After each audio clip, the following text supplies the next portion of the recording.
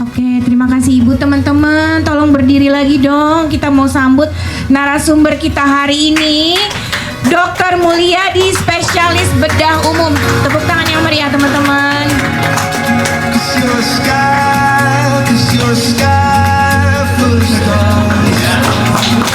Tepuk tangan dong buat Dr. Mulyadi. Terima kasih ya dokter. Silakan dokter. Aduh, kaget saya tiba-tiba dipanggil. Silakan duduk teman-teman. Selamat siang semua, bapak-bapak. Masih pagi. Selamat pagi semua. Perkenalkan, saya Dr. Mulyadi, dokter bedah di Rumah Sakit St. Carolus Sumarekon Serpong. Ya, hari ini saya akan membawakan tentang penanganan efektivitas laparoskopik pada penanganan batu empedu dan usus buntu. Ya. Jadi sebelum masuk ke penanganannya, kita bahas dulu sedikit mungkin ya tentang penyakitnya. Ya, biar lebih enak ya, biar tahu dulu gambarannya. Nanti kan untuk menjelaskan ke klien-klien gampang nih, biar bisa arahkan ke Rumah Sakit St. Carolus maksudnya. Nah, ini tentang batu empedu. Nah, ini kalau saya bahas tentang anatomi sedikit ya. Nah, ini gambaran hati. Hati ini sebenarnya organ terbesar dalam tubuh manusia. Ya. Dibagi dua. Nah, ini nanti untuk masing-masing lobusnya tuh, masing-masing hati bagian kanan kiri akan ada cabang namanya untuk saluran empedunya. Jadi empedu itu dikeluarkan oleh cabang ini, dua ini. Kemudian sebagian nanti akan disimpan di kantong empedu. Kemudian akan dialirkan lagi menuju ke usus 12 jari melalui ini, akan gabung dengan cairan pankreas. Usus 12 jari akan masuk ke sini nih. Ya. Nah, kalau gambar lebih jelasnya lagi mana? Nah, ini nih. Nah, ini gambaran batu-batunya nih. Sebenarnya batu itu bisa di berbagai lokasi. Yang paling sering itu di kantong empedu. Yang ini tadi gambaran ini. Nah, nih, gambaran batunya bisa di dalam kantong, bisa juga di lehernya. Yang paling bahaya sebenarnya di leher ini nih. Karena dia kalau di leher ini kan akan nyumbat cairan ini, nggak akan keluar ke salurannya. Nah, ya, bisa juga di saluran yang tadi yang namanya colidochus itu atau kita sebut common bile duct. Nah, di tengah-tengah sini. Nah, biasa penampilannya pastinya akan tampak kuning. Kalau cuma di kantong empedu biasanya cuma nyeri-nyeri doang. Ya. Bisa juga di dekat usus 12 jari ini. Nah, yang tadi dengan pankreas ini. Ya. Sebenarnya fungsi dari kantong empedu itu hanya sebagai gudang penyimpanan. Jadi dia tidak ada fungsi untuk menghasilkan empedu. Jadi empedu itu sebenarnya dihasilkan oleh hati. Jadi nggak usah takut kalau misalnya kantongnya diangkat pun nantinya tidak akan pengaruh ke cairan empedunya karena akan dihasilkan oleh hati. Jadi beda, ini kan cuma gudang doang. Gudangnya kebuang, akan dialirkan, akan masuk juga ke usus 12 jari. Jadi tidak perlu khawatir dengan pembuangan kantong empedu. Ya. Dan cairan empedu sendiri sebenarnya tujuannya diciptakan si cairan itu untuk mencerna lemak. Jadi empedu itu emang fungsinya untuk cerna lemak, ya. Lemak dari makanan, dong. Dari makanan. Jadi kalau kita biasanya makan lemaknya kebanyakan, yaitu sering kembung, sering nggak nyaman di bagian perutnya, bergas itu karena si empedunya kekurangan.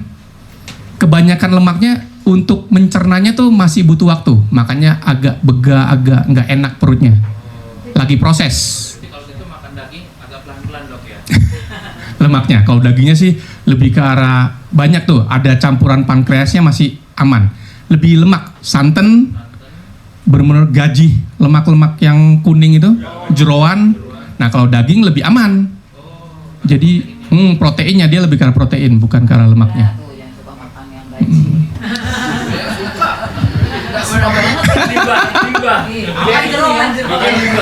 Penyebab yang bikin batu-batu itu apa? Kenapa? Penyebab yang bikin batu-batu itu. Nah, sebenarnya kalau penyebabnya tuh sampai sekarang nanti saya jelasin. Sampai sekarang tuh belum ketahuan, Pak. Jadi ada namanya faktor resiko. Ya, mungkin kita masuk ke faktor resiko ini. Nah, ini kita nggak sambil bertanya boleh ya. Jadi biar lebih enak justru kalau bertanya kayak gini. Jadi saya nggak perlu jelasin panjang lebar gitu ya. Nah, ini yang saya bilang tadi penyebab tidak diketahui pastinya, tapi ada namanya faktor resiko. Faktor yang mempengaruhi terjadinya batu empedu. Nah, ini ada kita sebut 4F. Fat, orang yang kegemukan. female, kebanyakan emang insidensinya lebih perempuan 1:3, laki-laki 1:6. Jadi emang kebanyakan perempuan. Nah ini mungkin dipengaruhi dengan ini 4F-nya kan ada fertile, hormonal. Hormonnya tuh ada indung telur, selama ada indung telur kan ada hasil hormon estrogen tuh. Nah kata pengaruh. Soalnya estrogen tuh akan lebih gampang deposit lemak di badan kita. Kalau estrogen tinggi akan lebih, makanya kadang-kadang terapi hormon pada orang-orang, maaf nih yang lagi program hamil, bikin gemuk karena deposit lemaknya lebih dominan di terutama bagian perut. Kalau laki-laki estrogennya hampir nggak ada.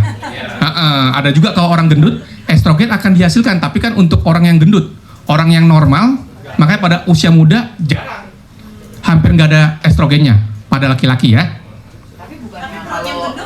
Kalau di umur. Nah itu kan di umur, makanya itu nanti ada satu lagi namanya 40. Usianya semakin kita berusia, metabolisme semakin rendah. Nah itulah muncul tuh deposit-deposit untuk orang-orang yang senengnya cuman, maaf nih, makan tidur ya, kurang bergerak, mager. Sebenarnya itunya sih yang, jadi ini ada tambahan satu lagi sebenarnya faktor resikonya tuh lifestyle-nya.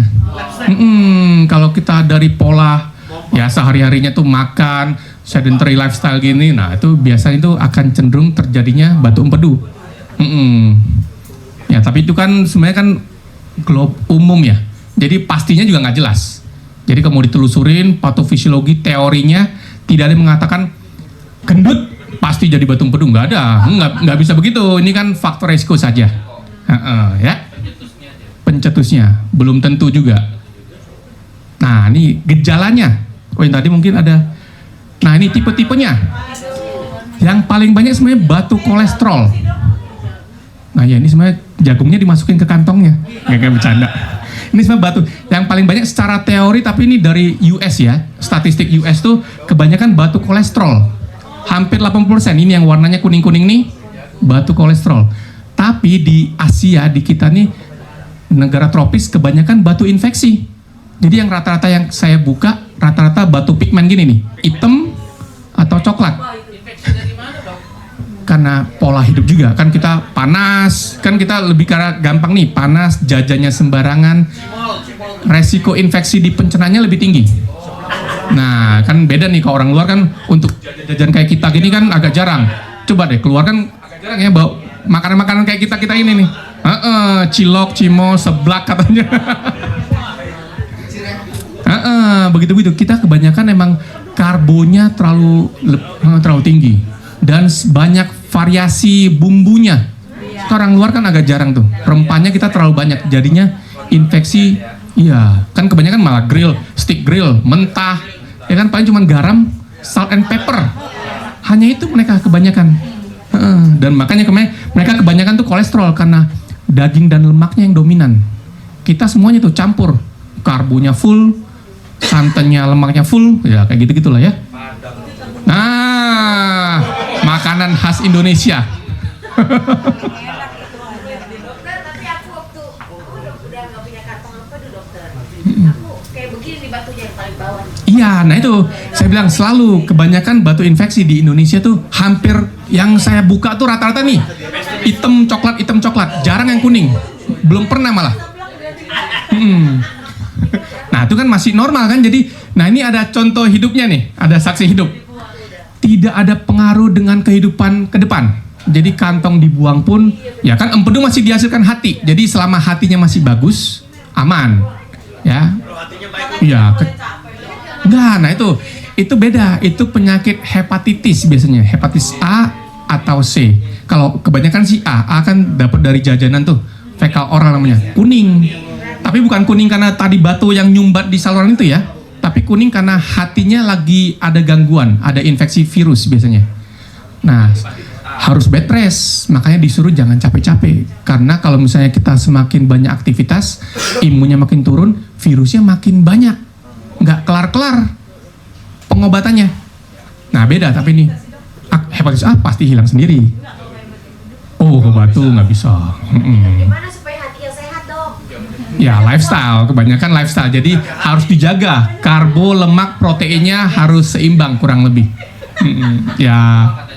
Sehat. Iya. Oh ya. Jadi ini pas banget anaknya teman saya lagi batu empedu lagi dirawat nih. Nah, Oke. batu empedunya ada 20. 20. Ada 20. Oh iya. Umur berapa itu?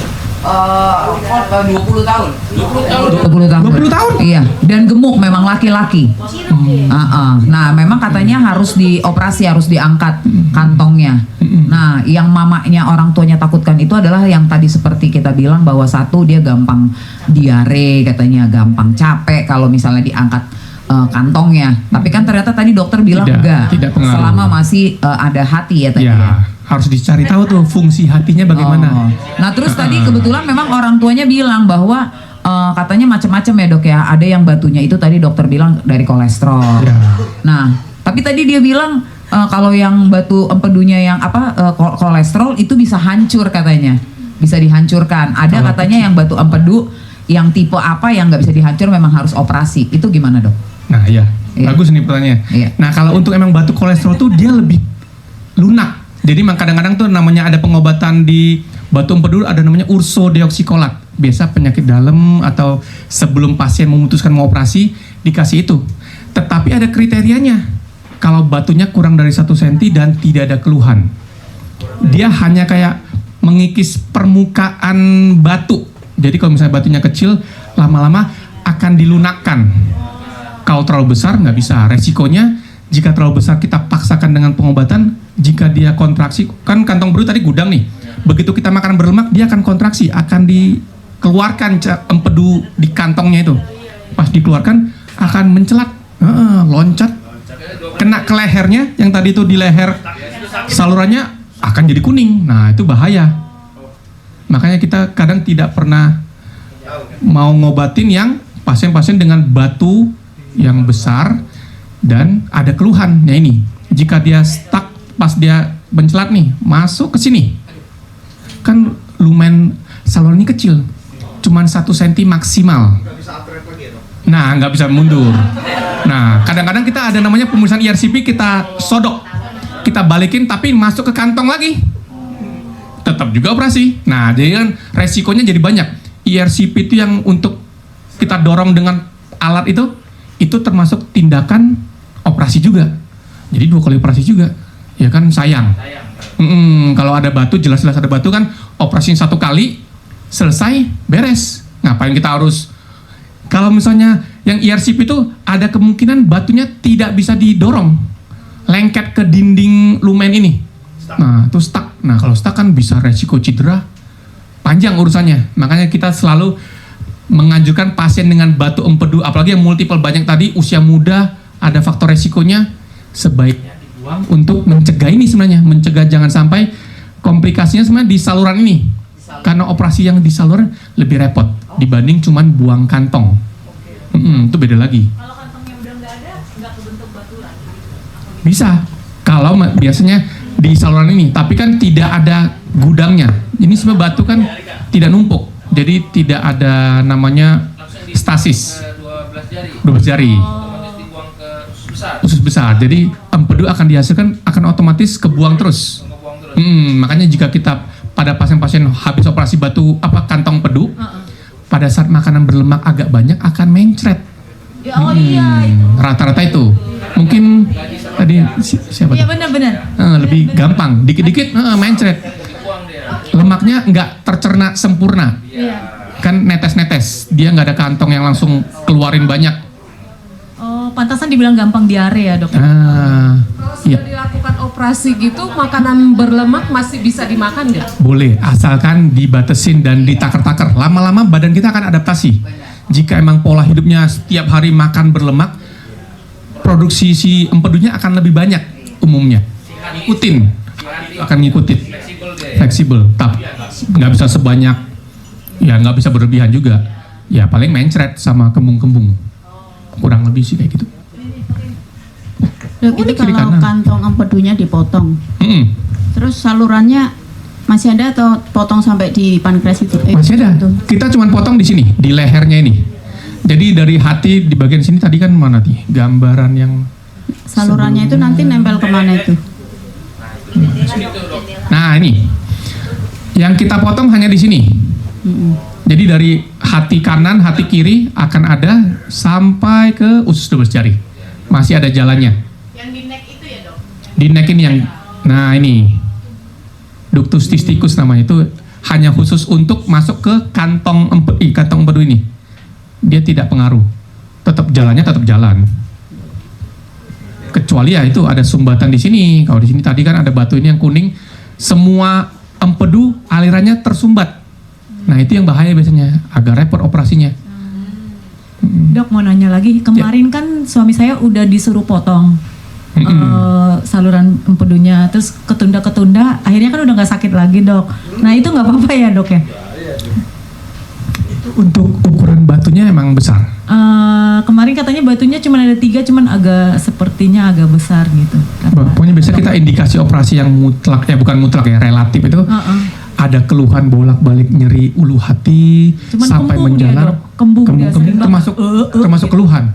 Dan batunya biasanya kita indikasi operasinya 1 cm ke atas. Karena itu ada resiko untuk nyumbat ke saluran sini.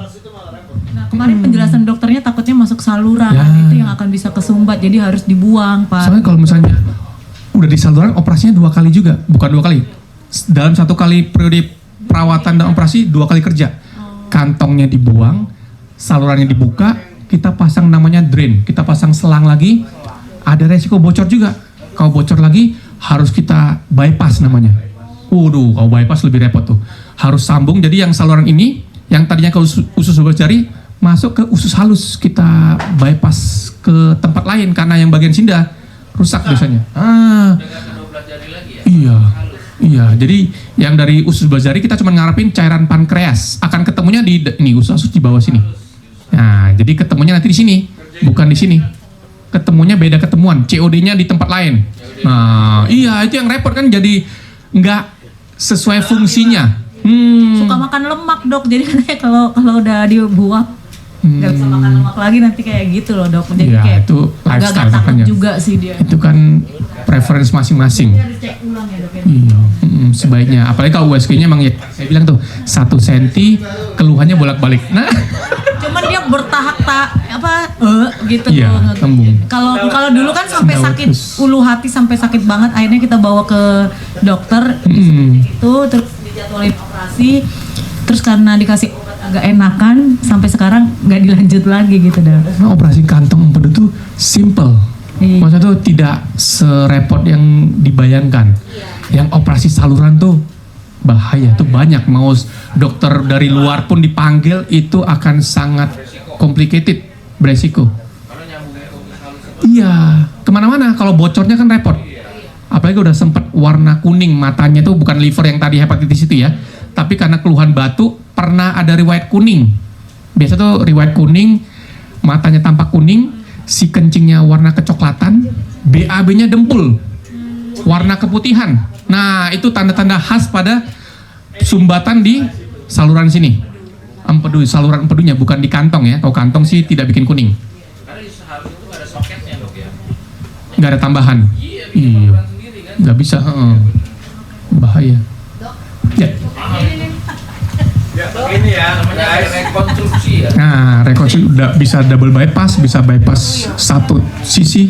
Dok, salam kenal, saya Elda. Ya. Saya mau tanya, sebenarnya aku dulu udah pernah ada batu empedu juga, 2 cm tapi berapa biji gitu, aku lupa 5 apa 7 gitu ya. Tapi aku nggak operasi, akhirnya minum obat dan lain-lain, batunya keluar. Iya, 2 dan cm. iya, tapi kecil-kecil dok, maksudnya kalau digabungin kurang jadi 2 lebih cm. 2 cm ya, tapi Multiple. kecil-kecil ya. Gitu. Kalau 2 cm nggak mungkin lewat soalnya. Nggak kelewat kalau 2 cm.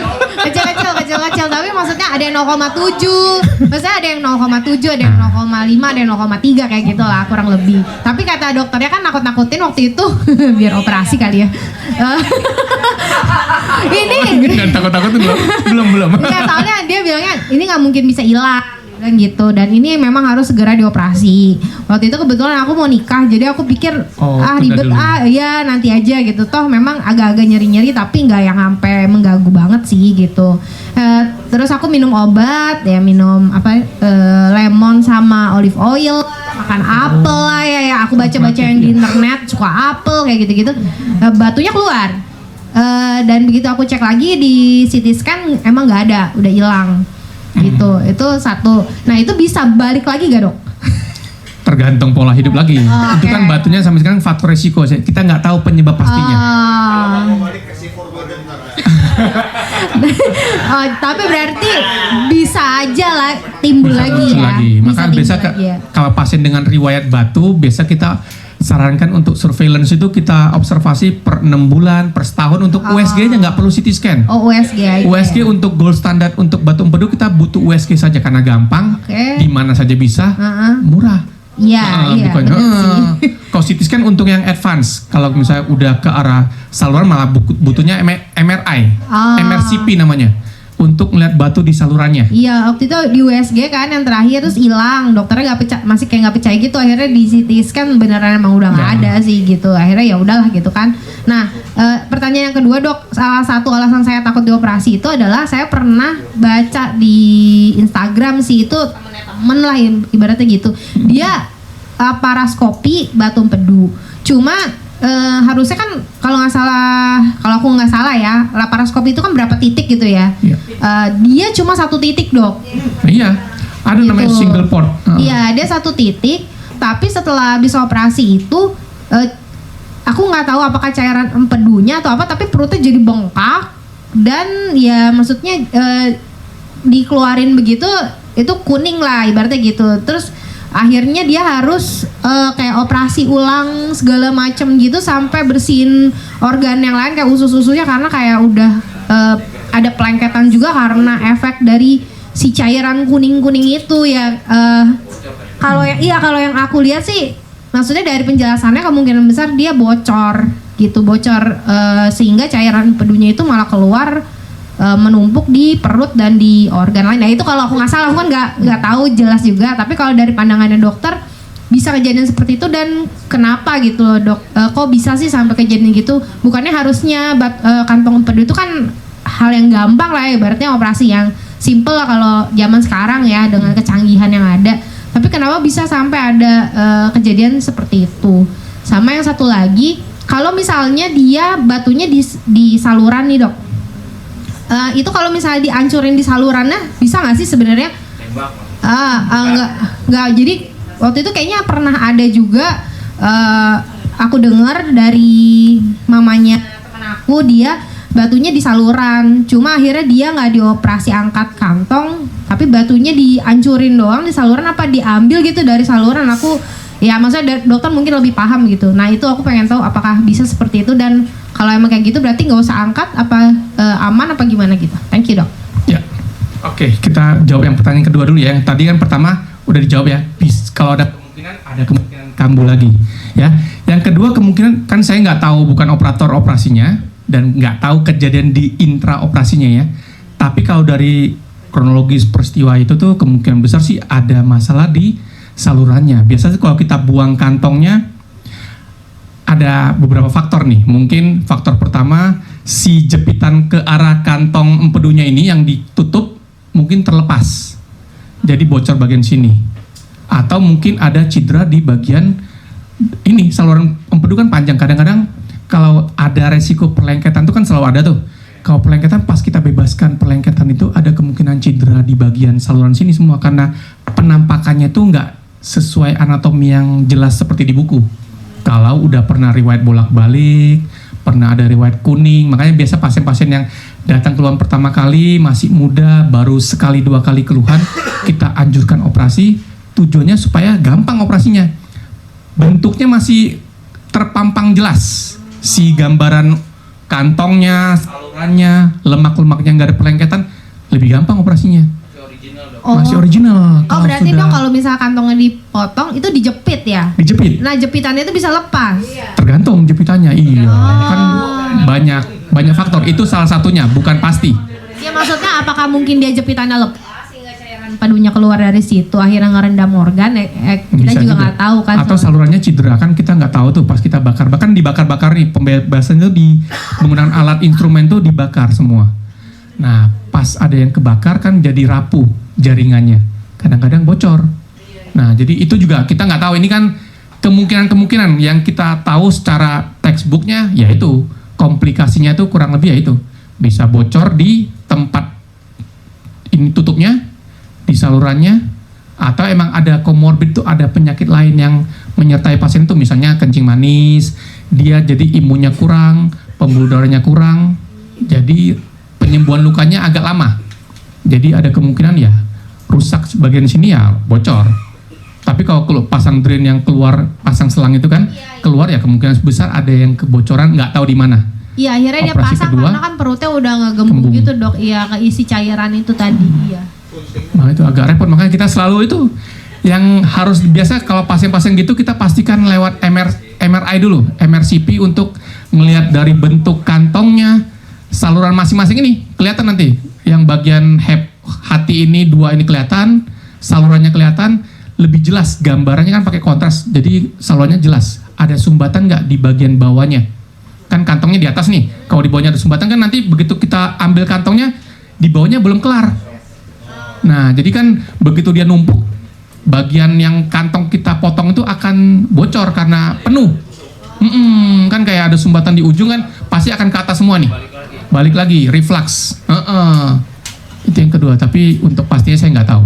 Kurang lebih sih gambarnya gitu. Yang ketiga tadi, maaf tadi jadi... Yang di saluran. Kalau batu ini diambil dari saluran. Nah, kalau di saluran ada namanya ERCP. Jadi disodok yang tadi dari teropong mulut masuk ke lambung, usus 12 jari. Dari sini dia akan ada kayak pemegangnya, akan dicapit. Kalau misalnya batunya nggak terlalu jauh, jadi biasa posisi batunya di bagian sini. Yang seperti tadi itu agak ujung di dekat usus 12 jari. Mana tadi ini kok? Oh, sorry. Nah ini, kalau batunya di bagian sini, nah kan masuk dari atas nih, usus 12 jari. Nah ini bisa kita capit, kita diambil. Nggak bisa dihancurin karena ini saluran. Jadi kayak pipa kecil, 1 senti, nggak bisa dibakar. Kalau dibakar resikonya kalau kena ke dindingnya bocor. Jadi bisa cuma kita ambil. Maka kadang-kadang ada namanya kegagalan ekstraksi, kegagalan pengambilannya gagal. Nah, habis itu baru konsul ke bedah digestif untuk evaluasi sampai kemungkinan bypass tadi. Kalau berarti salurannya dibuang gitu ya dok ya? di bypass dari atas ini kita bypass ke usus halus. Karena udah nggak bisa turun ke bawah, kita nggak boleh mengganggu pankreas bagian sini nih. Kalau keganggu bahaya, itu kayak operasi yang tumor pankreas itu resikonya banyak. Jadi pasti akan kita tinggalin bagian bawah, kita yang bagian atas kita bypass. Besar itu bisa berjam, bisa 5-6 jam. Itu yang bahaya, makanya selalu kita sarankan jangan sampai bolak-balik keluhannya panjang. Itu perlengketannya sangat merepotkan operator, pasti mau siapapun itu pasti ini. Iya, itu sebenarnya kita pengennya itu kan gampang selesai masalahnya. Komplikasinya juga bisa kita tekan, nggak repot-repot lah. Ya. Ada yang mau tanya? Pakai mic dong. Di Zoom. Oh iya. Oh, di Zoom. Ada yang mau tanya di Zoom? Ya Pak Hendro mau nanya. Iya, Aja langsung Pak Hendro. silakan Pak Hendro. Mau dibacain aja ya Pak? Ambilin aja. Coba ditampilin Pak. Ayo di sini aja pertanyaannya. Gimana ini? Pakai mic aja mau bilang Pak Hendro baca langsung. Dibacain MC. Taruh sini aja tuh di Iya, Hendro. Bacain. Hendro.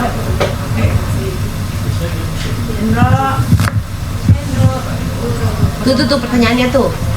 Baca yuk. Perlemakan hati level perlemakan hati level 1 bisa berkurang nggak?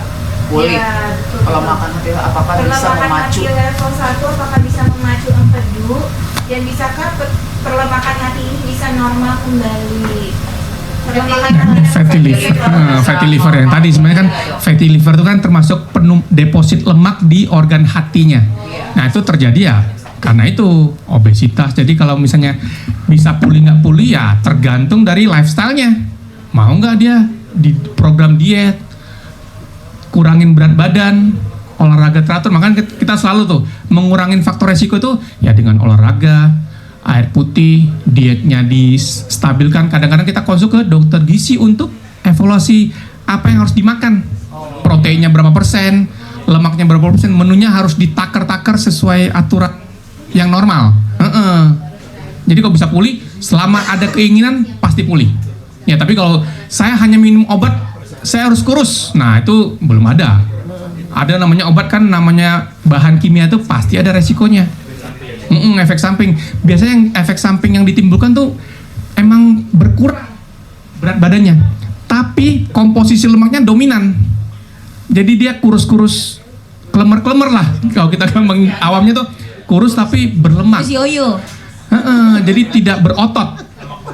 Ya, jadi penampakannya tuh tidak sebagus yang muskuler. Ya kayak gitulah kurang lebih. Kan kelihatan tuh. Kurang kencang dok ya. Ya kurang lebih kayak gitu. Lemper jadi. Balik tadi ke pertanyaan saya dok. Jadi batu empedu yang seperti apa yang bisa diluruhkan seperti itu? Tadi kan kata dokter ada. Sebenarnya kalau teorinya kolesterol. Itu bisa. Hanya kolesterol. Kalau infeksi kan karena infeksi. Jadi kita nggak bisa kasih obat mengurangi. Kalau infeksi kadang-kadang ada pelengketan dan lehernya jadi sempit. Bagian sini nih biasa kadang-kadang infeksi itu, kenapa batu infeksi? Bagian sini untuk pengeluaran si cairannya terganggu. Yang tadinya 1 senti, jika bolak-balik infeksi akan jadi setengah senti. Jadi dari drainase untuk pengeluaran empedunya terganggu. Resiko numpuk empedu dalam kantongnya jadi lebih banyak. Kan kebanyakan kayak misalnya cairan nih, cairannya tuh kotor, ada endapannya. Semakin endapannya banyak di bawah, semakin lama dibuang, dikeluarin, buang, ganti baru, akan resikonya lebih banyak untuk jadi batu endapannya itu. Tapi itu teori. Kalau kita awamnya di kopi lah gampangnya, endapan di bawahnya itu kan semakin banyak, semakin lama akan semakin kental. Berhari-hari ditinggalin di situ, nggak diganti yang baru, kan kita keluar empedunya lagi lama keras jadi batu. Tapi itu teori awam. Secara ilmiah nggak bisa dibuktikan sesuai gambaran kehidupan hari-hari. Kalau dia kolesterol itu akan lebih Gampang, fleksibel dia. Permukaannya lebih lembek. Ya kalau dia infeksi kan berarti kan Keras. dia ya virus itu kan. Ya kuman, virus bisa. Dok, Beda. jadi dok, aku tuh mau cerita pengalaman aku ya teman-teman, waktu aku kena itu tuh ambil kantong empedu. Jadi tuh kayak mual, kayak mau mah ya dok ya. Ya. Mual, terus pegel banget di belakang. Di kanan biasanya. Terus tiba-tiba kayak suka begitu ke depan kayak kehilangan kesadaran, kayak gelap. Keseimbangan. Closing itu. Ini kayaknya aku mau pingsan, aku bilang begitu. Terus aku periksa ke dokter, kan mau periksa ke dokter ya dok ya. Terus katanya dokternya bilang, kayak kita cek ini ya jantung. Dipikir USG jantung, ternyata enggak bagus jantungnya. Kita USG abdomen. Baru dia begini lagi, waduh banyak banget diamondnya ibu. Dia bilang, diamond tuh apa? Boleh itu kantong apa batu-batu tuh gini, terbang dalam kantong empedunya aku. Astaga, aku bilang gitu. Ini yang bikin ibu lemes-lemes kayak mual gitu katanya. Akhirnya dia aku sampai tes pack tuh nggak? Hapus lah ini kalau udah umur segini masih hamil juga. Ternyata enggak. Ya udah dok, akhirnya dia bilang ibu itunya besar-besar, batunya besar-besar dan penuh di dalam kantong empedu. Itu aku udah bilang yang paling bawah kanan, yang kayak batu giok. Oh, kayak coklat. Iya. Jadi segede-gede gini dok, jempol-jempol. Terus abis itu dikeluarin, dia dokternya sampai bertemu sama aku menjelaskan, karena kan kita awam banget ya, ini apaan sih? Kenapa mesti dipotong dok? Kenapa mesti dihilangkan? Gimana pengaruhnya? Dia bilang katanya ya paling nggak ibu jadi kayak nggak punya toren, dia bilang begitu. Nah, toren gudangnya kan ada ya, kantongnya ibu kayak itu. nggak punya toren, jadi ibu hati-hati makan sekarang ya setelah itu. Jadi dipotong, tapi aku kan nggak pernah tanya dok, itu kalau dipotong kata dokter tadi ada kayak pennya gitu. Itu bisa gimana dok? Bisa hilang nggak? Bisa lepas kemana? Terus tertinggal di mana gitu? Gue takut juga. Biasa klepnya itu metal. Kayak orang operasi yang bedah tulang tuh, tapi metalnya kecil kayak klip stapler gitu. Nah, kurang lebih kayak gitu, tapi tebel. Jadi harusnya nggak mungkin, karena kan pas di bagian salurannya yang tadi di lehernya itu, kemudian kan agak lebar. Terus begitu tidak ada yang bisa ganggu-ganggu. kan usus gak ada tangannya untuk senggol sana senggol sini. Jadi enggak. Oh gitu. Dokternya juga lulusan Jerman sih, kayak kemarin konsul sama aku disuruh jadi ngerti ya begini. Dia gambar dok, dia gambar terus yang ini yang dipotong nanti gitu. Selalu pasti di lehernya itu. Di laparas apa deh dok? Laparoskopik. Ya cuma 3 titik apa 2 titik gitu, cet gitu aja. Biasa minimal 3, kadang-kadang 4. 3. Lama Mel operasinya? Ya ilah, cuma setengah jam kali sebentar ya dok ya. Ya Cuma berarti belum tarik. lengket. Berarti masih bagus penampakannya. tarik, Jadi ya. operasinya itu kalau belum lengket gampang. Itu kan makanan hari-hari dokter bedah, mau bedah umum, bedah digestif ya. Operasi-operasi yang nggak terlalu complicated kalau masih baru-baru. Iya. Tapi Belum ada resiko cairannya dikeluarin perlengketan. lewat hidung ya dok ya? Oh enggak, lewat lubang ini, masa lewat itu jauh. Enggak masuk salurannya. Dok, aku dikasih selang di mana? Dipasang selang untuk ngeluarin si cairan lambung. Oh, cairan lambung. Kan kembung, Iya, pasiennya iya. akan kembung. Untuk pergerakan ususnya terganggu sementara. Iya. Enggak keluar lewat situ. Lewat hidung ya? Iya lupa lewat hidung. Iya aku ingat. Iya. Bayangin cuma soalnya. Oh iya bener dok. Iya dan itu. Biayanya waktu itu 80 juta dok. Iya. Ya, Ya, kalau 70, itu 80. saya no comment deh kalau biaya kan Ya. masing-masing rumah sakit punya kebijakan Iya. masing-masing. Tapi khusus Prudential nih dikasih diskon katanya. Mantap. Malan. Ini nggak bisa. Weski makanya nih saya mau tunjukin Weski tapi kok ininya agak oh ya Sana dong. Jendela dong. Nah jendela ini. nggak bisa maju ya. Jendela dok. Macam. Pakai voice aja. Nah ini Mando, nah bener. Weskinya tuh yang paling khas itu ini. Ya. Ini batunya kan 1, 2, 3, 4, 5 nih di dinding ini. Tuh tadi tuh dok saya. Nah paling khas tuh di belakangnya kalau misalnya kita USG dari atas ini dalam perut, belakangnya akan kelihatan lebih gelap. Ini yang paling keras ceritanya. Kalau masih ada ini kan ada batu tapi di belakangnya masih belum ada bayangan nih. Nah ini biasa batu kolesterol kurang lebih karena lebih lunak jadi lebih transparan lebih gampang tembus. Nah kalau batu infeksi dia nggak tembus gelap jadinya. Gelombang suara dan itunya nggak ke belakang, nggak tembus, terlalu keras kayak tulang, nggak kelihatan nggak. Itu yang infeksi kebanyakan. Kalau yang masih tembus ya kolesterol. Kalau cuma satu kecil kita bisa mencoba dengan pengobatan yang tadi diluruhkan tapi ya tetap ada resiko namanya luruh kan kita nggak bisa pasti makanya kita observasi per berapa bulan 6 bulan kita USG ulang ada perubahan nggak ada perubahan ya nggak usah jadi bertahap selama keluhannya nggak ada kalau ada keluhan selama nunggu ya balik lagi kan ada keluhan jangan sampai ada resiko perlengketan pada saat operasi itu kan bikin berbahaya juga buat pasiennya. Dok, berarti aku sering harus tetap kontrol juga ya dok? Oh kalau ada kantong lagi harusnya sih nggak ada keluhan kan nggak ada bisa numpuk lagi cairannya kan akan ngalir ke buang. Nggak dia kangen sama dokternya. Nah boleh Jangan 2 minggu sih. ya Penyebab kolesterol tinggi. ya Ini benar nggak ya dok? Kata orang kalau kelebihan kalsium bisa menyebabkan batuan atau apa benar apa nggak dok? ada namanya batu kalsium tapi jarang di empedu biasanya di ginjal kan ada juga batu ginjal nah itu kebanyakan batu kalsium oksalat itu ya banyak sih banyak tempat penumpukannya itu masing-masing suka-suka dia di empedu kebanyakan kolesterol infeksi di ginjal beda lapak lagi nanti bisa kalsium kebanyakan ya Nanya sedikit, sorry. Boleh ngintip slide yang sebelum ini nggak dok? Tadi sekilas lihat. Sorry, yang tadi yang gambar merah itu. Kayaknya area nyerinya ya.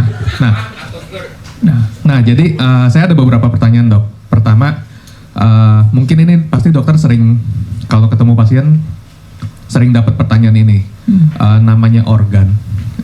Apalagi pada saat dokter udah buka opsi untuk operasi ya. Namanya organ, baik itu kantong empedu ataupun usus buntu itu, pasti dalam tanda kutip ada manfaatnya itu diciptakan.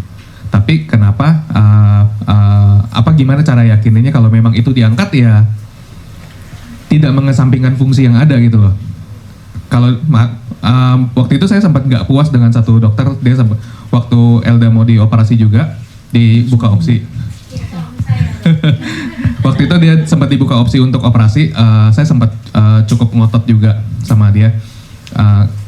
Dia bilang itu organ diciptain nggak ada gunanya. Jadi kalau kita buang, ya buang aja.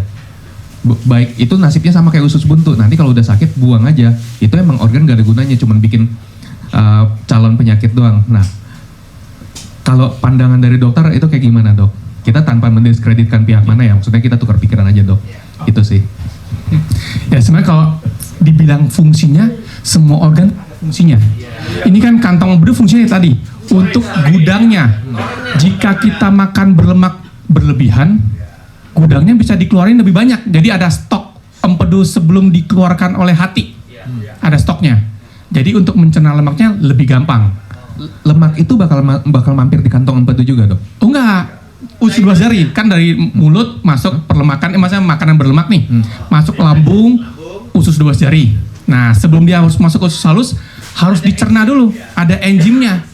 Jadi itu fungsinya si empedunya tuh begitu dia turun sebelum turun dikeluarkan dulu si empedunya lebih banyak supaya lumer, si lemaknya tercerna. Jadi misalnya rantainya panjang, misalnya dia lagi kental-kentalnya si makanan kita jadiin encer. Nah nanti gabung diserap si saripatinya lah, ususnya lebih gampang nyerap daripada masih dalam posisi yang masih kental. Nah itu tujuan kantongnya, ada fungsinya. Terus ngaduknya di usus jari. ya semua kumpulan enzim-enzim cairannya tuh ngumpul situ. Makanya duodenum tuh atau usus 2 jari paling tebel, duodenum namanya. Itu kalau ada keluhan itu panjang, proses pencernaan kita akan terganggu. Makanya posisinya emang kita diciptakan usus 2 jari itu di belakang. Yang paling depan-depan nih perlemakan, usus halus, usus besar. Posisi itu sangat terfiksir, terlindungi. Jadi kalau ada apa-apa dia pertahanan belakang nih. Itu proses penciptanya secanggih itu dari jadi udah ada mekanisme pertahanannya. Nggak segampang itu ketemu 12 jari. Jadi operasi kita mau buka perut segede apapun, kita tidak bisa ketemu usus, harus dibuka, ada kayak temboknya lagi. Nggak bisa kelihatan kalau nggak kita bongkar temboknya. Nah itu jadi itu fungsinya pasti ada. Usus buntu semua fungsinya pada saat kecil tuh ada sebagai imunitas, teorinya tuh imun untuk daya tahan tubuh. Semakin besar kita semakin dewasa, maksudnya fungsinya akan digantikan oleh organ lain, limpa, kelenjar getah bening. Pokoknya kelenjar getah bening bisa di leher, bisa di perut, semua itu untuk daya tahan tubuh, defensifnya. Masih banyak enzim-enzim defensif ya.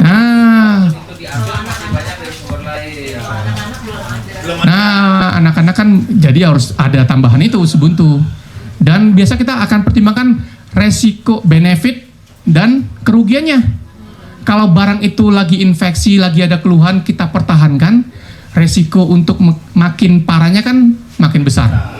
Kenapa kita harus menahan barang yang bukan nggak berguna ya, barang yang sudah ada masalahnya.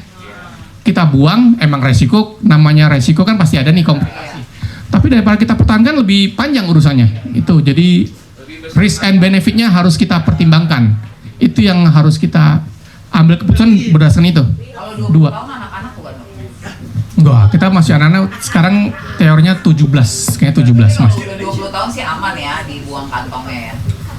Iya, kalau dibilang aman ya selama prosedurnya bagus, komplikasinya minimal, pasiennya nggak ada keluhan ya pasti bagus. Kan masih ada, yang penting empedunya masih ada, cairannya masih ada, kantongnya doang kan dibuang. Dok, sorry. Nah ini harapan apa? Kenapa tadi begitu ngeliat gambar ini saya langsung trigger gitu loh. Sering yang saya temuin bilangnya berasanya sakit lambung, atau bahkan sampai dibilang sakitnya daerah-daerah jangan-jangan gue usus buntu nih daerah-daerah sini. Tapi begitu dicek batu empedu ini mah. Nah maksudnya ngebedainnya sebelum dilakuin pemeriksaan gitu loh. Secara awam dalam tanda kutip kita deh yang ngerasain badan kita. Ciri nyiriinnya gimana lah gitu loh dok. Maksudnya ada Karakter khasnya biasanya kalau untuk batu empedu ya dia selain kayak nyeri ulu hati, kembung-kembung, nggak nyaman di perut setelah makan tuh, dia ada namanya revert pain, jadi ke arah atas, jadi kayak tertusuk ke arah punggung kanan atas.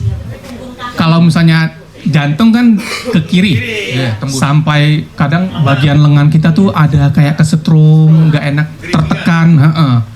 Jadi sebenarnya kalau khasnya sih itu, tapi tetap namanya pemeriksaan kita ada batasan-batasan, ada keterbatasannya. Tidak bisa dipastikan itu karena batu empedu, itu bisa karena sakit lambung murni.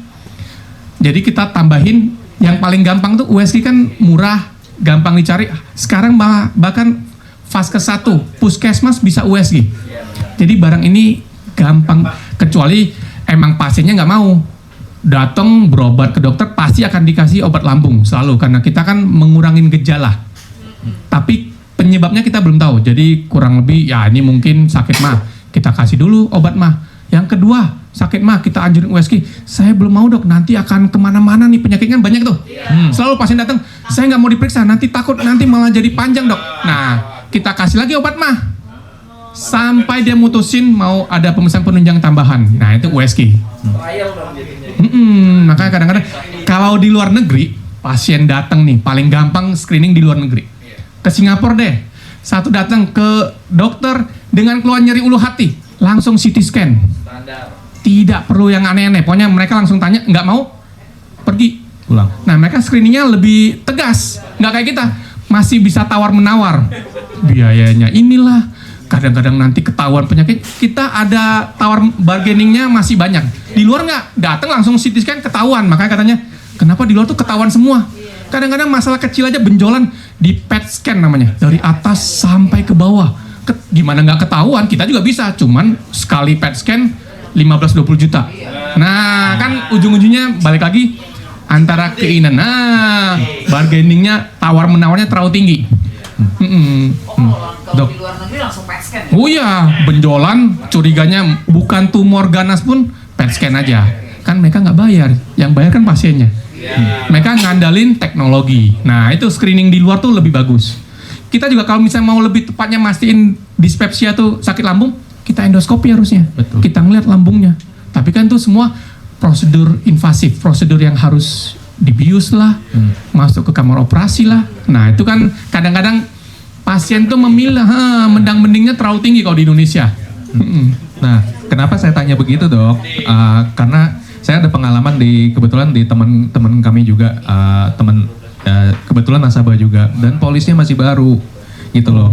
Jadi waktu itu memang gejalanya persis kayak gitu, AE melulu, kembung melulu, terus nyeri di daerah sini lah. Kita masih bilang ya udahlah mungkin ada kemungkinan di lambung, tapi mudah-mudahan dokter isi ya jangan jauh-jauh dari dispep lah ya kan. Jangan sampai ditulis jangan sampai ada tindakan teropong buat nyari GERD apa segala macam. Begitu kita udah yakin kayak gitu, terus dari dokter IGD juga udah ngiranya iya nih kemungkinan besar di dispep nih ya kan. Tapi tahu-tahu udah di dalam ruangan diminta USG abdomen, whole abdomen kan, ternyata ketemunya di batu empedu. Nah itu kan ngagetin kan untuk polisi yang notabene belum setahun. Nah kan mungkin yang tadi dokter bahas tentang bergennya itu ya negosiasinya adalah untuk pasien-pasien yang merasa polisnya masih baru. Contohnya mungkin kayak teman saya begitu si dokter USG bilang, Pak ini batu loh, polis bapak udah berapa bulan? Udah lama belum polisnya? Waduh polis gue baru 6 bulan dok. Ya udah ya gue geser ya. Tapi ini kayaknya masih bisa lu tahan deh. Nah, hal-hal yang mengejutkan seperti itu tuh dok yang mungkin masih jadi bahan negosiasi. Makanya itu yang tadi kenapa saya tanya pas gambar ini keluar, gimana nih cara nyiriinnya nih supaya jangan sampai kecemplung di dalam situ. Gitu loh dok. Thank you dok. Udah itu. Thank you dari saya. Sharingnya. Ya kurang lebih kayak gitu ya. Ya. Tolong pakai ini ya, pakai mic biar kasihan yang Zoom.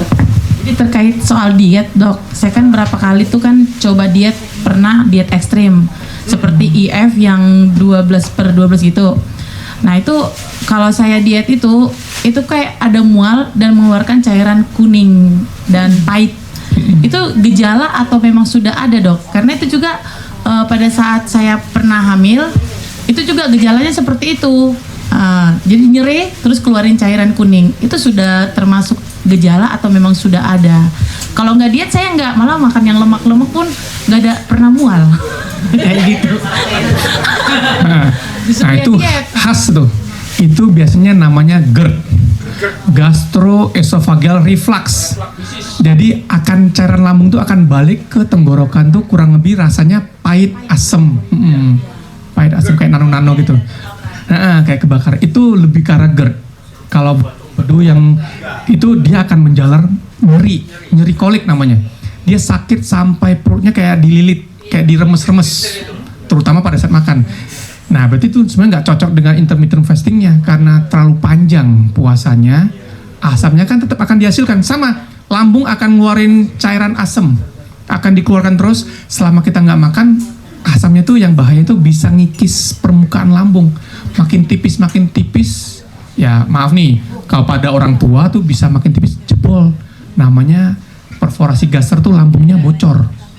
Kalau pada orang tua, kalau masih muda, masih ya kan juga nggak panjang tuh. Terus jangan sampai makan obat anti nyeri pada saat sakit, pada saat puasa, makin parah.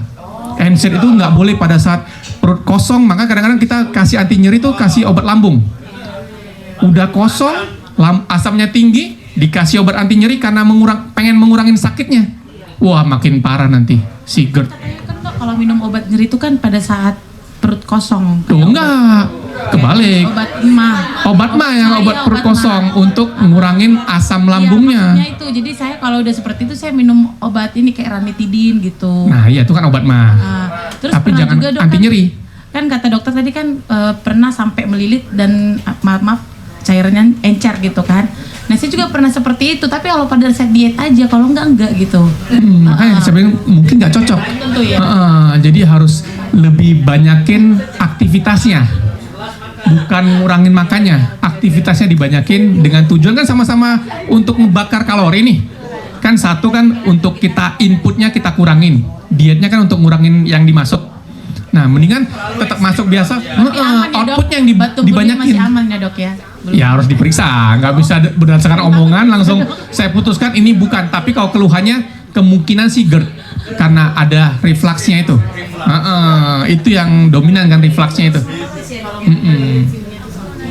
USG aja kan gampang dicari kok. USG mah di puskesmas juga ada. Maksudnya kalau pengen biar nggak ketahuan nih. Jadi biar dipikir-pikir, oh kok ada ini, bisa ada pertimbangan tertentu nanti kan bisa berunding dulu. Kayak saya bilang tuh ada bargainingnya tuh masih nggak apa-apa kok. Makasih ya. Dok. Yes juga. Dok, saya mau tanya. Seperti yang sebelum. Iya juga. Nggak kan tadi. Kan bilangnya kalau diet menggunakan obat, ya kan? Resikonya itu kan terjadi pada yang berat badan berlebih gitu, yang tadi 4F tadi kan. Nah terus kalau misalnya diet pakai obat kan jadinya jadi yang tadi dokter jelasin tuh kan nggak oke ya kalau pakai obat itu kan, karena mungkin lemaknya jadi tetap stay di situ gitu. Nah terus itu kan yang pertama tuh. Terus yang kedua kalau kan lagi heboh juga kan ada proses tamitak tuh Dok. Tahu kan? Tamitak itu kan maksudnya tamitak dan liposuction. Tamitak dan liposuction ya kan, itu kan jadi adalah operasi yang instan ya kan, instan untuk ngambil lemak di area tubuh dan lemak di badan, liposuction dengan tamitak. Itu apakah sama kayak diet yang pakai obat nggak sih, kan untuk ngurangin ini berat badan intinya gitu kan? Apa natural aja gitu, gimana menurut dokter? Apakah itu akan mengurangi faktor resikonya gitu? Pembelaan banget. Kalau faktor resiko sebenarnya kalau faktor resiko dan programnya itu sebenarnya tidak pengaruh. Soal faktor resiko itu terjadi kalau secara alami tanpa ada intervensi. Jadi kalau misalnya pada perempuan usianya lebih tua, ada deposit lemaknya banyak, nah itu emang meningkatkan resiko terjadinya batu empedu. Nah kalau dengan intervensi, nanti ujung-ujungnya tuh yang kita takutin sebenarnya komposisinya nggak bagus. Kan normalnya tuh badan kita tuh lemaknya berapa persen, kan kalau bisa lemaknya ditekan nih, ototnya harus dibanyakin harusnya. Biasa pada pasien-pasien yang mau cenderung instan itu, masa ototnya tuh nggak diperhatiin. Jadi dia diet terus, diet itu yang kita korbankan tuh cuma badan kita tuh ototnya yang dikorbankan. Akan diambil ototnya oleh badan kita untuk bahan bakarnya. Sedangkan lemaknya belakangan. Makanya kenapa jadi nanti orangnya kelihatan ceking tapi kulitnya kayak nggak elastis, nggak bagus tuh karena lemaknya belakangan dibuang. Nah kemudian tummy tuck lagi. Namanya prosedur tummy tuck itu juga kan masa tuh liposuction tuh tetap namanya resiko ada kan, pernah ada kejadian. Ini bukan saya takut-takutin ya. Semakin banyak lemaknya pas disedot ada resiko emboli lemak. Jadi lemaknya tuh akan masuk ke pembuluh darah, bisa nyumbatin. Maaf nih, bisa. Ya ini pokoknya ini hanya sharing ya. Pernah ada kejadian nyumbat ke jantung ya pasiennya kan iya kan agak ya itu mendingan kita komposisi massa ototnya dibanyakin. Makanya selalu weight training, nge-gym tuh massa ototnya tuh harus dilatih. Jadi biar nggak kehilangan massa otot, lemaknya otomatis akan terkikis. Semakin tebal ototnya, pembakarannya semakin bagus. Nah, diubah jadi otot gitu ya? bukan, ototnya dibanyakin, dibakar sama si massa ototnya, bukan dimakan, tapi dibakar karena kita istirahat pun, lagi tidur pun akan kebakar. Kayak mesinnya jalan terus nih. Angkat beban ya dok ya, berarti angkat beban ya weightliftingnya. Ya, mendingan itu yang difokusin daripada dipaksain liposuctionnya. Soalnya liposuction nanti massa ototnya kecil nih. Begitu kelar liposuction kelihatan kurus nih. Akan reboundnya tuh lebih tinggi. Ya kan massa ototnya kurang. Pembakarnya jadi harus liposuction bertahap. Tiap bulan liposuction. Nah, ya maksudnya ya itu kan cuman sharing ya. Nanti panjang nih. Ini soal bukan bidang saya. Ya, nanti saya bertentangan dengan bedah plastik, bedah yang bagian situ. Pokoknya dari saya sih tidak dianjurkan bagi saya. Sesuai keyakinan saya nih, kalau kata Mensrea nih, saya tidak komen yang ini tapi ya itu. Misalnya olahraga, lemak kita kan berkurang, massa otot naik, otomatis timbangan itu tetap apa naik? Tetap, tapi kan tetap massa otot itu kan nggak segampang itu dibentuk. Jadi dia akan buang lemaknya, massa ototnya nambah, pelan-pelan lebih stabil. Itu aja. Tapi kalau misalnya lama, pasti ada kenaikan dikit nggak timbangannya? Oh enggak, justru kalau lemaknya dihilangkan segala macam, ya massa otot kan nggak berat-berat amat, tetap akan kurus. Yang banyak itu kan deposit lemak di itu yang lebih semua tempat. Itu bakarnya semua susah. Saya aja malam udah nggak makan nasi misalnya nih, makan protein daging-dagingan, bagian perut aja agak susah dikecilin. Tapi timbangannya stabil. Kurang lebih ya kayak gitu. Oke. Panjang nih, lebih panjang daripada presentasinya ya. Banyakan ininya, tapi ya. Udah selesai dong? Oh ya boleh. Appendixnya belum. Pak appendix waduh. Iya. Belum ke usus mulut. Oke, ceng. Dok, mohon maaf dok. Jadi kan teman saya itu kan batu empedunya udah dibuang lah itu kan. Ya. Udah dibuang. Terus dia dokternya nyuruh untuk konsul ke ahli gizi. Oke kan, katanya supaya membantu biar nggak ada gejala-gejala lainnya gitu kan. Terus si dokternya menyarankan dia hanya boleh makan buah, terus sayurnya harus sedikit segala macam. Sedangkan dia sama saya itu CrossFit, angkat beban berat gitu kan. Terus saya ngajarin kayak, kok agak aneh ya sarannya ya. Maksudnya kalau kita ngangkat berat cuma makan buah dan sayur yang ada kamu pingsan. Aku bilang gitu kan. Terus aku nyaranin coba ke ahli gizi lainnya. Tapi kata si dokternya dia, katanya si ahli gizi ini tuh udah tepat untuk program dia biar lebih sehat dibandingkan sebelumnya gitu kan. Makanya apakah yang kasih saya saran itu masuk akal atau kira-kira bagaimana caranya supaya dia disadarkan kayaknya nggak bener nih pola untuk hidup sehatmu yang sekarang ini gitu loh, cuma makan buah dan sayur, ngangkat beban puluhan kilo yang ada pingsan gitu kan. Makanya saya apa kira-kira saran yang bagus dok supaya menyadarkan dia untuk kayak mendingan ke sport science atau kemana gitu loh. Jadi supaya dia masuk ke logikanya dia, oh iya ya ternyata dengan pola olahraga seperti ini, diet seperti ini tuh nggak masuk kayak gitu dok. Kalau itu sih, kalau saran saya sih harus second opinion mas. Kalau udah kayak gitu udah ya bukannya kita ngomongin bener salahnya ya, kan tergantung situasi pada saat dia konsultasi nih. Nah mungkin kalau dia konsultasi mau mengurangin jumlah lemak, mau ngurangin massa otot, emang tujuannya ada kayak gitu-gitu, ya lebih tepat itunya. Kalau buah-buahan dan sayur-sayuran itu kan lebih ke arah karbo dan serat untuk ngebuang. Kalau untuk aktivitas ringan sedang, oke. Maka harus balik lagi pada saat dia konsultasi itu tujuannya apa. Tapi kalau emang tujuan untuk ngebentuk badan, ya harus ada proteinnya yang lebih dominan kan, mau dibalkiin, mau massa ototnya mau digedein. Nah itu ya sebenarnya bukan ranah saya, tapi harus, kalau saran saya sih second opinion ke dokter gizi lain. Dokter bedah nggak pernah nganjurin cuman makan buah dan sayur, nggak mungkin. Jadi si dokter bedahnya ada aktivitas berat soalnya. Nganjurin ke ahli gizinya, dan ahli gizinya bilang seperti ini gitu kan. Padahal dia nanya kebiasaannya apa, olahraganya apa gitu kan. Bahkan dia untuk susu whey aja dilarang gitu katanya. Susu whey. Protein tinggi padahal. Makanya ya, kayak itu makanya aneh gitu. Soalnya kan kantongnya udah diangkat. Jadi resiko terbentuknya endapan protein, endapan kolesterolnya kan udah nggak ada bahkan. Udah diangkat kan.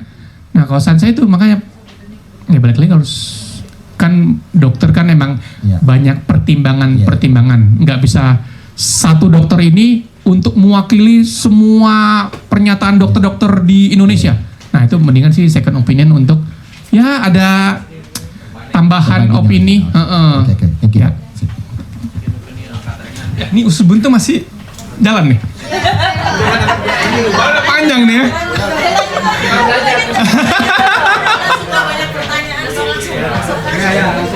Nah ini yang tadi saya bilang kalau untuk operasi zaman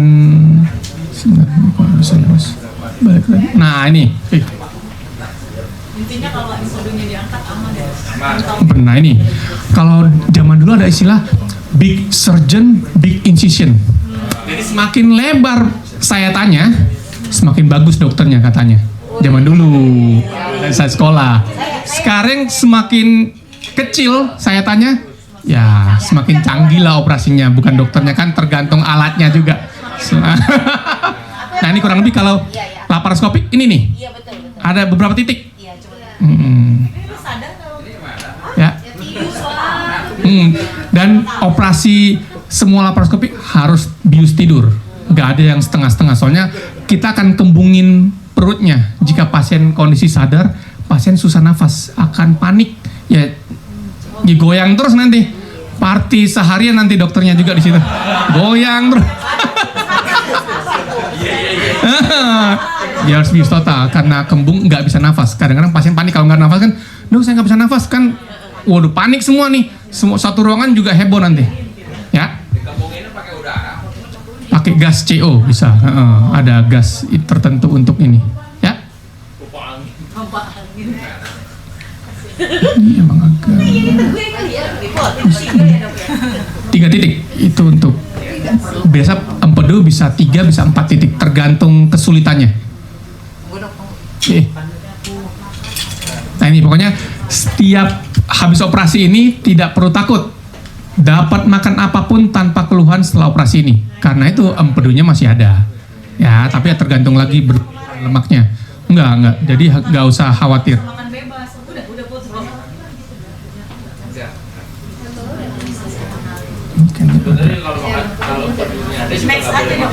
Iya, next. Masih tidur. Mas, nah ini usus buntu ya. Lanjut aja kali mungkin ke gejalanya kali ya. Sebenarnya usus buntu ini gejalanya ya sama, gejala pencernaan kurang lebih ya kayak gitu tuh. Mirip-mirip. Tapi yang khas pada usus buntu itu nyeri perut kanan bawah yang paling khas tuh itu. Tetapi sebelum nyeri perut kanan bawah selalu keluhan kayak GERD juga. Ulu hatinya nggak enak, daerah pusar juga nggak nyaman, baru kemudian akan menjalar ke kanan bawah. Paling aman tuh USG ya dok ya. Kalau untuk usus buntu kita bisa cenderung gold standar itu CT scan, Pak. USG nggak kelihatan karena USG itu dia musuhnya tuh udara. Kalau perut kembung dengan udara usus dia susah kelihatan. Kalau kantong beda, kantong kan nggak ada udaranya di atas, di organ hati di daerah belakang situ. Nah kalau usus bagian bawah, usus buntu ini terutama dia nggak terlalu bagus pencitraannya. Nah ini selalu khasnya tuh sepertiga dari bagian pinggang kita ini ke arah karena udel. Nah ini biasa titik nyerinya tuh di bagian sini. Namanya nyeri tekan McBurney. Biasa khas pada usus buntu. McBurney itu emang ada ya namanya appendix vermicularis tuh dia bentuknya kayak cacing. Jadi peradangan pada ini kayak cacing ini. Ya ini penyebabnya tuh karena sumbatan di pangkal ininya, pangkal usus buntu tuh. Biasa rata-rata karena fekalit atau ada tumpukan kotoran. Makanya pada pasien-pasien yang sering diare, sering gangguan, pokoknya buang air besar tuh bisa 3 hari sampai seminggu. Nah itu ada resiko tertumpuk si kotorannya numpuk di sini, nggak dibuang. Ini posisi-posisinya aja. Kadang ada posisi usus buntu tuh agak ke atas, agak ke bawah, bagian sini jadi satu. Usus buntu cuma satu. Posisinya variatif, nggak kayak kantong empedu. Kantong empedu selalu di bagian bawah hati, hanya di situ. Nah ya, ada yang sampai ke hati, dekat hati. Ujungnya tuh, saya pernah operasi pas zaman sekolah residen bedah, sampai ngarah ke hati. Jadi saya tanya tuh sampai ke sini. Golf ya harus cari. Soalnya kalau nggak ketemu kan berarti nggak kelar operasinya. Enggak, ini variasi posisi. Posisinya terkadang suka beda-beda. Pakai Waze apa Google? Ya, mungkin ada pertanyaan. Kayaknya saya ada indikasi dok. Oh sekarang. Sudah lama Rumah sakit lagi, Fis. Kayaknya ada sekitar udah berjalan sekitar 3-4 bulan. Nyerinya hilang timbul titik yang orang suka mengangkat usus buntu. Paling sering timbul itu adalah di pagi hari. Dan kalau saya bolos di pagi hari itu di sini. Nah ini biasa tuh selalu kita kalau untuk penunjangnya mendingan CT scan biar kita tahu kira-kira nih ada namanya usus buntu kronis. Nah kalau lagi mulus mendingan jangan tahan-tahan, harus dibuang, harus dikeluarin. Maksudnya kita harus biasakan pola hidup sehat tuh, kita makan 3 kali sehari, dibuangnya kan cukup sekali. Jadi tumpukan kayak kita buang sampah di rumah tangga nih, tumpukan hari ini nanti buangnya misalnya besok pagi. Nah harus dibiasakan kayak gitu. Jadi regenerasinya tuh yang tadinya udah penuh dibuang, isi yang baru lagi. Gitu-gitu terus. Emang hidup kita begitu. Nggak apa-apa kan selama. Saya nanya, saya tinggal duluan ya dok. Selama tidak diare. Kan kalau misalnya emang kita banyak makan, banyak serat, ya harus dibuang. Emang udah penuh. Kayak kantongnya kan ada orang kantong sampahnya ada terbatas, ada yang kecil, ada yang sampai berapa volumenya berapa liter baru berasa mulus baru dikeluarin. Nah itu masih wajar selama nggak encer ya. Jadi selalu ini. Paling bagus itu. Nah kan berarti emang penuh. Kan TPA kita kan ada batasnya, nggak bisa satu ruangan ini kan susah. Ya ini juga sama tadi CT scan-nya. Nah ini biasa gold standard untuk usus buntu tuh selalu kita mintanya CT scan. Ya jadi ada gambar nanti ada kayak perlemakan, ada pelengketan bagian sini nih. Tapi ini CT scan juga bacanya harus ke radiologi, ini agak advance, agak beda sama yang tadi USG itu. Tapi biasa kalau CT scan udah mengarah ke usus buntu, ya langsung kita sarankan operasi. Usus buntu beda sama batu kantong pedu. Batu kantong pedu masih bisa kita elektifkan, masih kita jadwalkan. Kalau usus buntu ada meradang, harus dioperasi segera. Tujuannya supaya jangan sampai pecah. Kalau udah pecah, tegang perutnya, operasinya operasi buka besar, nggak ada lagi istilah teropong-teropongan. Nah kalau usus buntu tuh karena biasa prevalensi itu angka kejadian itu pada usia muda, kita masih bisa namanya SILS, single incision laparoscopic surgery. Jadi saya tanya cuma satu kecil di udel, tidak ada titik lain. Bisa kita kerjain. Ini kemarin juga saya sempat kerjain. Aduh, maaf Pak, boleh next? Next lagi Pak. Next lagi. Mana tadi? Nah ini saya tanya seperti sini. Satu sayatan di udel. Nah kalau yang open, yang operasi terbuka, walaupun ini belum pecah, tapi sayatannya di McBurney tadi, titik McBurney kurang lebih ya 3-4 sentian, kecil juga, cuman kan tetap beda. Ini posisinya terlihat scarnya terlihat. Kalau yang di udel lama-lama, ini belum kering nih, ini pos, baru selesai operasi. Nah, semakin hari kan akan semakin scarless, semakin samar, kurang lebih sih kayak gitu. Jadi Ya. selain yang di udel itu kan sebelum teknologi ini Ada 3, sama di titik sini biasanya kita titik sini dan titik sini, ada 2 di bawah tambahan. Juga sama kecil sih, setengah sentian. Cuman semakin biasa pada usia muda nih, perempuan-perempuan belasan tahun minta, dok bisa nggak diakalin supaya nggak gitu kelihatan operasinya. Nah, kita teknik ini, cuman katanya Prudential belum cover kalau Seals, nggak tahu deh. Ya. minimal 2 ditanya Oh. Ya, kurang ini sih administratif ya. Bisa kita tambahin Seals tapi tambahin dikit, kecil dikit. Ada titiknya. titik 1, titik 3 juga. Oke, nah ini nih kalau Seals tuh beda. Tadi kan ada 3 titik. Nah, tadi kan ada 3 titik itu. Ini pakai satu kantong ini. Jadi semua instrumennya tuh kita masukkan lewat kantong. Kantongnya digedein. Jadi kayak model kerucut. Kelihatan kecil di luar, dalamnya agak gede. Jadi untuk permainan operasinya lebih gampang, lebih bisa kita handle. Ya, ini gambaran juga sama nih. Kurang lebih kayak ini usus bentuknya. Iya. Ini kan teman suaminya teman saya Arisan. Jadi dia itu kayak nggak ngalamin gejalanya katanya, tapi tau-taunya pecah usus buntunya.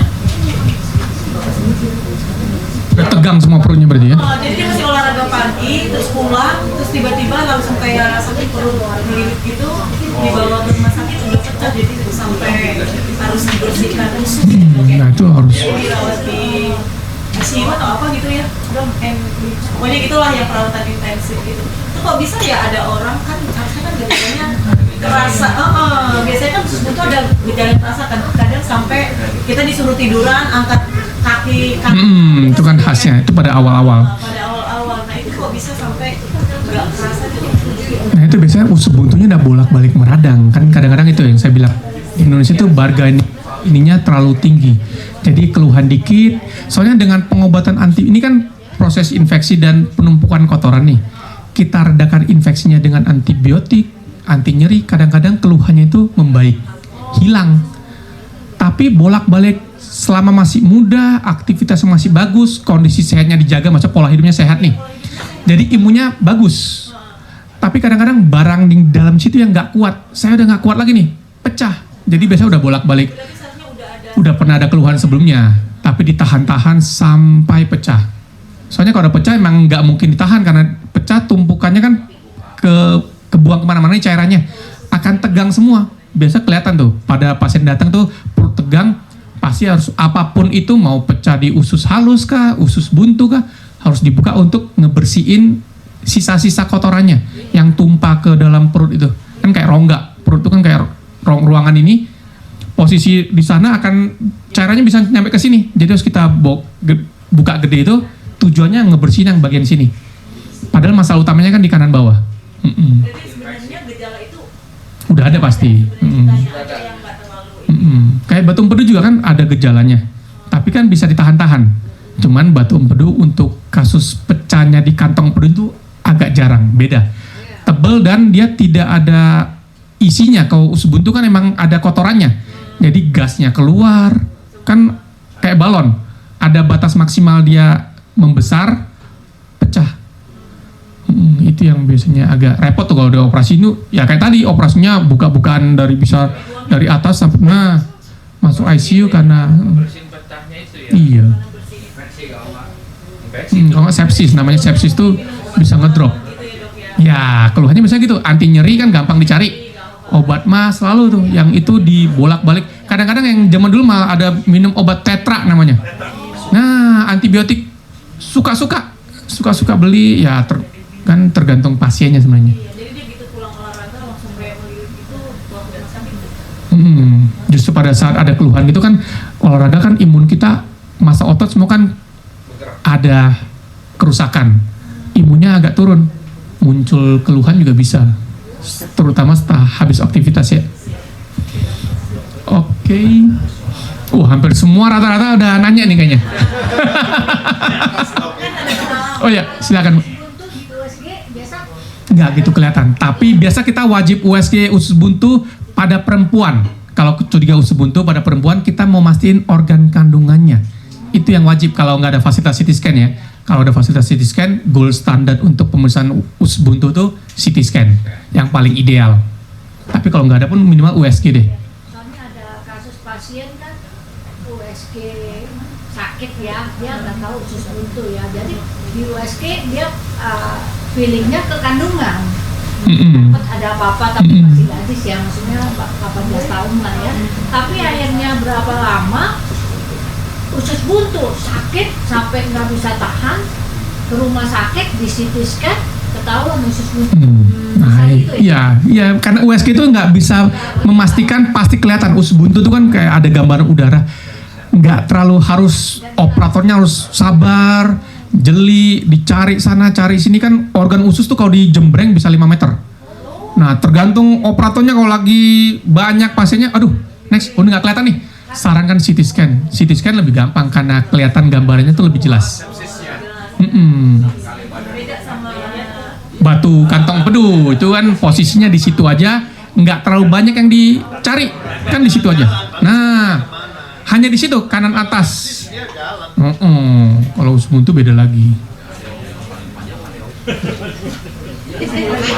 Sampai udah balik. Kalau usus buntu kan ada Tolong ya pakai gerak. Grade nggak ada. Kalau grade itu selalu usus buntu appendicitis akut, baru-baru appendicitis kronis. Kalau gradingnya yang akut tuh bisa nanti stadiumnya udah gangren tuh, ya tuh stadium tapi nggak perlu yang pasti itu akut, hitungannya baru, kemungkinannya bisa bocor. Kalau yang kronis, ya kayak tadi ada temennya tadinya mungkin udah pernah meradang akut, ditahan-tahan dengan antibiotik anti nyeri, pada saat dia aktivitas berat kondisinya ngedrop, pecah usus buntunya. Jadi stadium nggak kayak kanker. Kalau kanker kan jelas nih stadium 1 artinya ini, stadium 4 udah menjalar. Nah itu nggak ada usus buntu, nggak ada stadium-stadium yang kayak gitu. Kalau tadi kan sorry saya tinggal karena udah bener-bener sakit banget. Nah kalau yang mungkin nggak saya ke situ dok? Ya bisa, makanya harus diperiksa. Kalau untuk sementara jalannya masih bagus, nggak sampai membungkuk, nggak ada demam, masih aktivitas kayak ya ringan sedang ini masih normal ya, kita anggap itu kalau udah pernah meradang usus buntu kronis. Untuk masih mumpung kronis, kalau di CT scan ketahuan, dibuangnya bisa elektif, jadi kita bisa ngejadwalin. Rencananya kapan nih? Maunya Sabtu, lagi free, minggunya atau Seninnya pulang, kan lebih enak. Daripada tiba-tiba nyeri perutnya sampai tegang. Nah itu bahayanya itu usus buntu suka-suka dia mau pecahnya kapan, mau meradang lagi kapan, tergantung badan dan si usus buntunya. Oke. Iya, mendingan sih CT scan. Karena udah kronis kan udah nggak jelas, gejalanya nggak khas lagi. Jangan dulu, kan tadi masih bisa pilih. Masih bisa, kalau CT scan bisa pilih hari. Selama keluhannya nggak memberat, tapi kalau nanti mulai malam, mulai nyeri hebat, apalagi mual muntah dan demam. Nah kalau ada demam biasanya tuh, waduh itu udah mulai tanda-tanda mau pecah. Oh enggak sih, kalau pas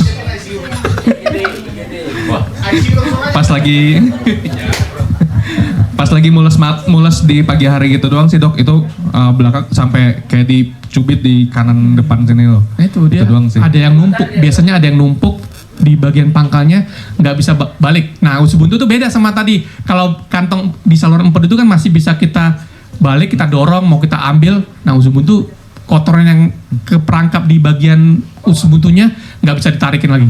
Makanya kenapa harus kita buang, karena proses penarikannya lebih repot daripada operasinya kan cuman potong, lebih simple. Iya, prosesnya masa endoskopi dulu, kerok-kerok kotoran, belum tentu bersih, iya kan? Prosedurnya panjang, padahal operasi tinggal potong sedikit, beres. Oh iya dok, sorry dok, satu lagi dok. Dokter pernah dengar tentang hidrokolon? Hidrokolon terapi, biasa terapi cairan. Itu semua ngekuras usus. Nah, kalau menurut pandangan dokter gimana? biasa pada orang tua. Kalau kita masih muda, harusnya nggak perlu sampai kuras-kuras usus kan. Itu makanannya aja yang dirubah. Pola hidupnya, makannya tinggi serat, banyakin air putih kan kita ngebersihin kotoran, ngebersihin usus.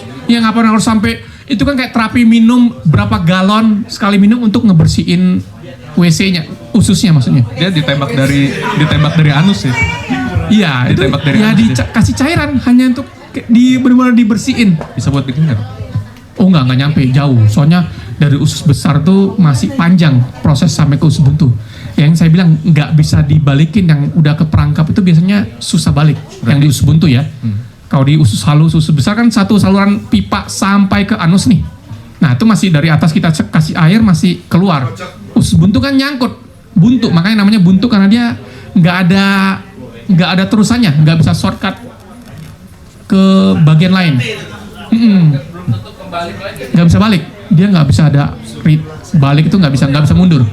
Nah buntu, jadi mentok. Ini kayak ada celah di sini, mentok situ nggak ada tembusannya. Ada hubungannya sama IBS nggak dok?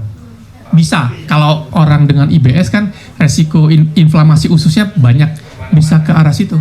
Makanya diare juga salah satu faktor penyebab usus buntu tuh diare.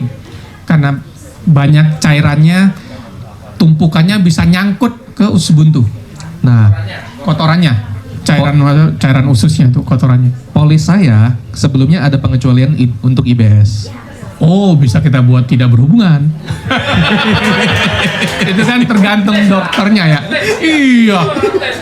Ini kan bingung nih saya. Nanti saya bisa dilaporin nih. Harusnya ada hubungan nih. Matiin dulu nih.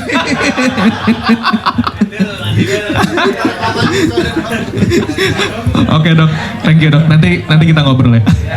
Iya teman-teman, sepertinya pertanyaannya udah lumayan banyak ya gitu. Terima kasih banyak Dokter Mulyadi. Tepuk tangan dong teman-teman.